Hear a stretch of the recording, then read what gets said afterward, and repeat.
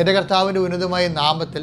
സഭയുടെ അധികാരത്തിൽ 39 വർഷം ഞാൻ അർപ്പിച്ച കൃപാനയുടെ യുഗതയാൽ കൃപാസ്ഥാനത്താറെ ജീവനോടെ പ്രത്യക്ഷപ്പെട്ട പരിശുദ്ധ അമ്മയുടെ മാധ്യസ്ഥത്താൽ അസാറെ നടന്ന 10,000-കണക്കിന് ആരാധന ശക്തിയാൽ ഞാൻ നിൻ്റെ കുടുംബത്തെ ആശീർവദിക്കുന്നു, നിൻ്റെ നിയോഗങ്ങളെ ആശീർവദിക്കുന്നു, നിൻ്റെ എല്ലാവിധ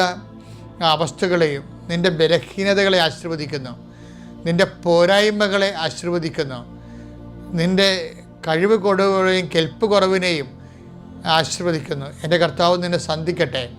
പരിശുദ്ധ ദേവമാതാവ് കാനായ കല്യാണ കുടുംബത്തെ കടന്നു ചെന്നുകൊണ്ട് അവിടെ ഇല്ലായ്മ കർത്താവിൻ്റെ ദൃശ്യം സമർപ്പിച്ച പരിശുദ്ധ അമ്മയുടെ മാധ്യസ്ഥത്തിലെ ആ മാധ്യസ്ഥം സ്വീകരിച്ച യേശുവിൻ്റെ നാമത്തിൽ ഞാൻ നിൻ്റെ ജീവിത വിഷയങ്ങളെ ആശീർവദിക്കുന്നു. നിൻ്റെ കുഞ്ഞുങ്ങളുടെ പഠനങ്ങൾ, നിൻ്റെ സാമ്പത്തികമായ ആവശ്യങ്ങൾ, ജീവിത ഭാരങ്ങൾ, കുടുംബത്തിലെ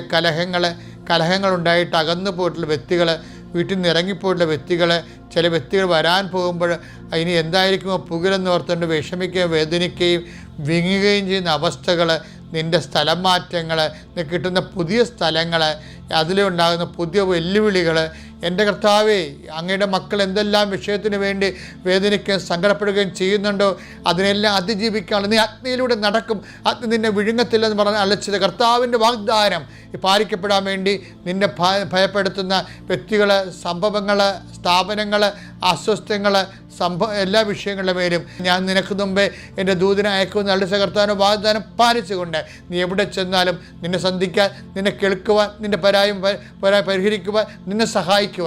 പരിശുദ്ധ ദേവമാതാവിൻ്റെ മധ്യസ്ഥത്തിൽ ദൂതൻ അയക്കപ്പെടുകയും നിൻ്റെ ഇന്നത്തെ ദിവസത്തെ അനുഗ്രഹിക്കുകയും ചെയ്യട്ടെ. ആമേൻ.